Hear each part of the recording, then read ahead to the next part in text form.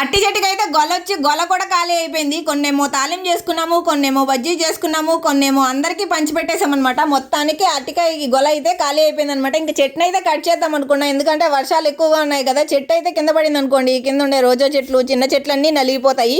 ఇంకా అందుకని మనమే చూసుకొని కట్ చేద్దామని చెప్పి నేనైతే కట్ చేస్తున్నాను. దాంతోపాటు ఒక యూజ్ఫుల్ ఇన్ఫర్మేషన్ లాంటి వీడియో తీద్దామని చెప్పి అనుకున్నాను. చాలా యూట్యూబ్స్లో చూసారనమాట.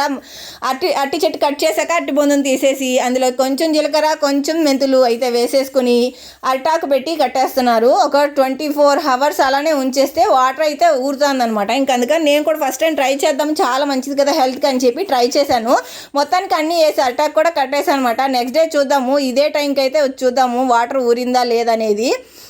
ఇది పరగడుపుని తీసుకుంటే చాలా మంచిదంట, కిడ్నీలో రాళ్ళు కరుగుతాయంట, హెల్త్కి కూడా చాలా మంచిదని చెప్పారు. నెక్స్ట్ డే అయితే చూద్దాము. ఇలాంటి మరిన్ని ఇన్ఫర్మేటివ్ వీడియోస్ కోసం మన ఛానల్ అయితే లైక్ చేసి సబ్స్క్రైబ్ చేసుకోండి.